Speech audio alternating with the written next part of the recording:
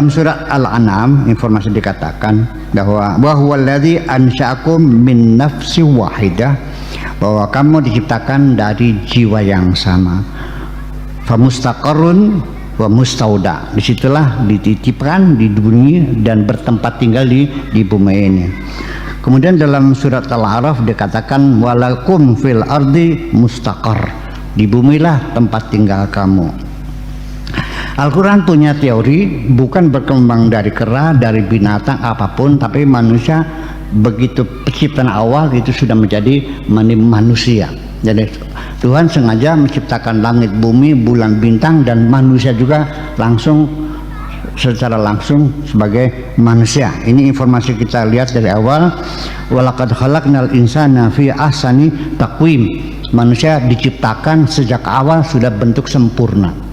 Ya, dengan mata yang sejajar, telinga di samping, mulut di tengah, kaki berjalan, jadi bukan merangkak dulu seperti kera semacam itu. Kemudian dalam surat Al-Infitar juga dikatakan ya ayyuhal insan ma gharraka bi rabbikal karim alladzi khalaqaka fasawwaka fa'adalak. Wahai manusia, apa gerangan yang menyebabkan engkau sombong terhadap Tuhanmu yang telah menciptakan kamu dan membentuk kamu sempurna dan membuat kamu menjadi tegak semacam itu. Jadi pakai fa itu dalam bahasa Arabnya seperti tidak ada jeda. Jadi ja'a zaidun fa amrun, si datang fa amrun, maka fa itu dan ya. Dan Umar itu bisa datangnya dia masuk lagi, tidak ada jeda waktu, itu namanya fa itu macam itu. Kemudian dalam hadis Nabi sendiri ada diriwayatkan di Sahih Bukhari itu 6227, hadis nomor 6227 mengatakan bahwa khalaqallahu adama ala suratihi. Allah mencipta Adam itu ala suratihi, dalam bentuknya yang seperti ini. Jadi bukan berkembang dari binatang lain, bukan berkembang dari bakteri atau kuman-kuman atau dari plankton, tidak, langsung seperti itu. Kemudian ada beberapa hal lagi. Ini para arkeolog itu menggali dan mencari fosil-fosil, ya, mencari artefak-artefak dan sebagainya. Ditemukan terutama di Tanzania, itu mungkin sekitar tahun 71-an lah kira-kira. Digali di Tanzania dalam kedalaman sekitar 600 meter. Di situ ditemukan tengkorak manusia, kemudian di sekitarnya ada piring, ada mangkok yang dibuat dari tanah itu, perabot rumah tangga. Lalu diperkirakan umurnya itu sekitar 600.000 tahun yang lalu. Padahal kalau kita perhitungkan dari Adam sampai sini kan nggak sampai 600.000 tahun itu.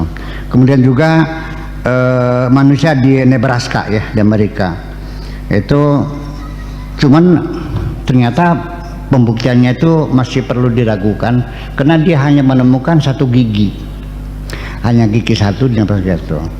Yaitu lalu dibuat gigi yang lain pakai gips gitu, dibikin hanya satu bukunya itu, dibikin bentuk, lalu dinisbatkan, lalu dinyatakan bahwa manusia itu hidupnya sekitar 1 juta tahun yang lalu. Nah, tetapi ini di dalam surat Al-Imran dikatakan innallaha ijtaba Adama wa Nuha wa ala Ibrahim wa ala Imran, ya, alal alamin dzurriyyatan ba'duha min ba'd. Terjadi percampuran keturunan dari mulai Adam, kemudian Nuh, Al-Ibrahim sampai Al-Imran. Al-Imran itu keluarga besarnya Sayyidina Masih, ya, Isa Al-Masih. Itu semuanya kalau diperhitungkan tidak lebih sekitar 10.000 tahun, ya, yang lalu itu. Ya, Nabi Isa saja kan baru 2020, ya, sebelumnya ya sekitar 8.000 tahun semacam itu. Ini yang jadi persoalan, Kita kalau mengatakan bahwa Adam itu manusia yang pertama, seperti apa, ya kan? Kemudian kita sekarang melihat di Afrika, hitam legam, giginya putih, matanya putih, rambutnya keriting, orangnya tinggi-tinggi. Kemudian di Cina, kulitnya kuning, bukan putih, kuning ya. Kemudian matanya sipit, bulunya jarang. Kalau Arab bulunya lebat, orang Eropa merah kulitnya dan sebagainya. Kita di sini, pertanyaannya bagaimana etnis ini kok menjadi berbeda-beda? Ini juga pertanyaan belum terjawab sesungguhnya sampai sekarang. Kalau iya itu sebabnya karena pengaruh geografis, silahkan Anda tempatkan orang Uganda atau orang Nigeria tinggal di Belanda, ya, terus diamati, ada perubahan nggak? Putih nggak kulitnya? Ya, kemudian dia punya anak, kita bawa sepasang suami istri dari Nigeria tinggal di sana, lahirnya anaknya putih hitam, cucunya. Ini menjadi persoalan. Kalau kita mengatakan ada manusia pertama, bagaimana bisa deoksiribonukleik asid itu berbeda-beda? Sebab itu sampai 400 turunan loh, DNA itu bisa membuktikan dari mana asal usulnya itu. Nah, tetapi ini kalau bahasa kenapa menjadi berbeda-beda itu sudah hampir terjawab dan bisa diterima oleh akal. Yaitu sejak munculnya teori-teori dari Ferdinand de Saussure, ahli seorang peletak batu pertama linguistik, itu bahwa bahasa bergeser berubah itu dipengaruhi oleh iklim, oleh kelembaban udara, ya, oleh panas dan dinginnya, tinggi dan rendahnya dari permukaan laut, itu semuanya dibuktikan bahasa menjadi berbeda. Kita nggak usah jauh-jauh.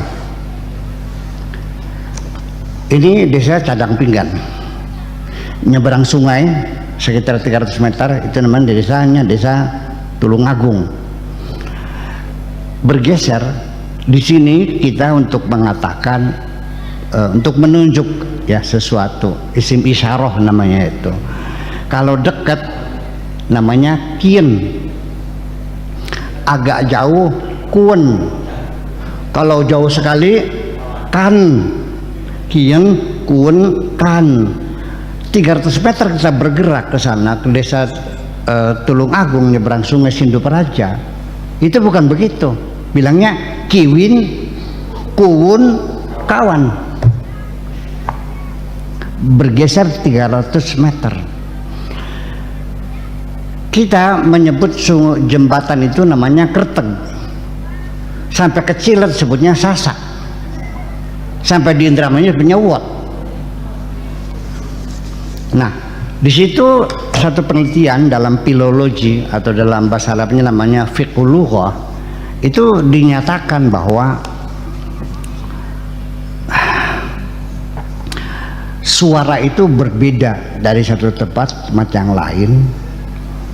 Lihat kelembaban udaranya, panas dan dinginnya, termasuk ketinggian dari permukaan laut.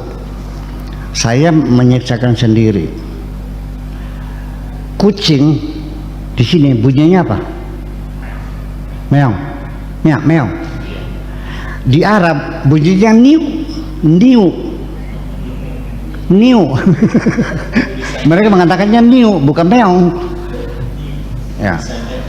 Nah, itulah para ahli linguistik, ya, filologi atau filologa itu melakukan eksperimen dengan lempengan platisir, ya, terbuat dari logam tertentu dan berbentuk kelereng dari logam juga, diletakkan setempat, lalu di ketinggian yang sama di pantai diletakkan, dicatat suara itu berapa vibrasinya, ya kan begitu.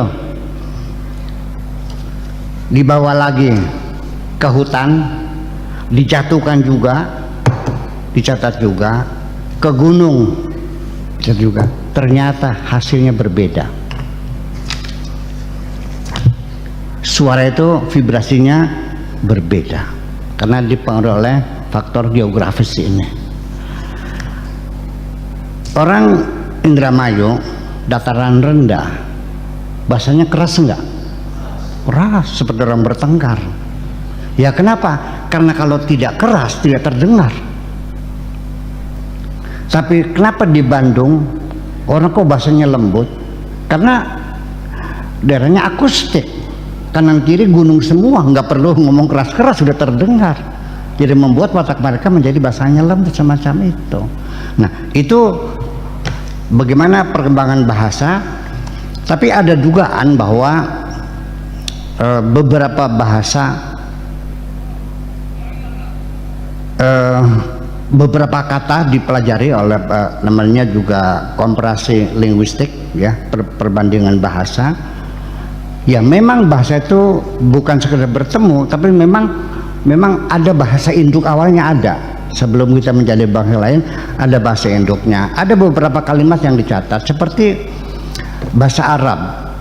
Kanjeng Nabi Muhammad tuh bertapa di mana tuh? Gua ya. Bahasa Arabnya apa gua tuh? Kahf. Bahasa Inggrisnya cave. Apa Arab dari Inggris bukan dari Arab namanya? Nanti di bahasa Latin sana cafe namanya. Iya. Kemudian sukar, bahasanya gula. Bahasa Inggrisnya sugar. Bahasa Perancisnya sucre. Kalau di Italia saccharino. Nah, itu ada memang. Jadi ada bahasa induk yang menjadi ini, dan tetapi walau bagaimanapun bahwa sampai dengan teori metode komparasi linguistiknya sendiri malah justru terakhir ditemukan satu pembuktian bahwa orang Persia dan orang Jerman itu rasnya sama dari kajian bahasa. Kenapa? Tubinya di akhir sama-samanya. Jadi dalam bahasa Persia itu isnya itu di belakang. Muhammad Bradelman is. Jadi kayak Jerman juga sama. Kalau Inggris kan di tengah. Muhammad is ya student. Kalau ini student is maksudnya. Dan itu ternyata kapan mereka hijrah itu sekian ribu tahun yang lalu orang Persia hijrah ke Jerman ke sana. Dan sampai sekarang memang dibuktikan bahwa orang Jerman itu asalnya dari suku Arya, ya, dari suku Arya, dari Persia semacam itu. Nah itulah kira-kira kita berbicara tentang Al-Quran sendiri yang akhirnya, jadi kalau Al-Quran dinyatakan bertentangan dengan sains, itu sebetulnya bukan Al-Qurannya ya, tapi penafsirannya yang sangat sederhana sekali dan lalu dianggapnya benar saja. Manusia dulunya tidak ada, langsung dijadikan ada, sudah jadi manusia, tidak melalui proses lagi. Kita dengar di dalam Al-Quran, hal ata 'alal insani hinun minad dahri lam yakun syai'an madhkura. Apakah manusia tidak pernah berpikir pada suatu ketika dulu lam yakun syai'an madhkura, belum merupakan apapun, tidak ada apa-apanya, tidak ada manusia sebenarnya, baru diciptakan. Kemudian dalam surat Yunus, wa makana nasu illa ummatan wahidah, manusia itu asalnya ummah wahidah, satu umat satu, fakhtalafu, lalu kemudian berbeda-beda. Didukung dengan Al-Baqarah, karena nasu ummatan wahidah fa'ba'atsallahu an-nabiyyina mubasyirina wa mundhirin. Manusia itu tadinya satu, artinya bahwa menjadi perbedaan semacam itu, bahasa berbeda, agama berbeda, itu karena proses perkembangan budaya dan sebagainya. Tadinya adalah satu, tetapi belum terjawab bagaimana bisa menjadi ras bangsa ini menjadi berbeda-beda. Kenapa ini jadi hitam, kenapa jadi putih, jadi kuning, kenapa kecil, kenapa besar, dan sebagainya, kan gitu. Sehingga bagaimanapun juga kita bisa melihat ras manusia itu dari bentuk tengkoraknya, seperti orang Jawa dengan orang Batak beda. Orang Batak ini rahangnya terbuka, kalau orang Sunda mengicup, kalau hidungnya mesek orang mana tuh? Ya, kita juga sama semacam itu.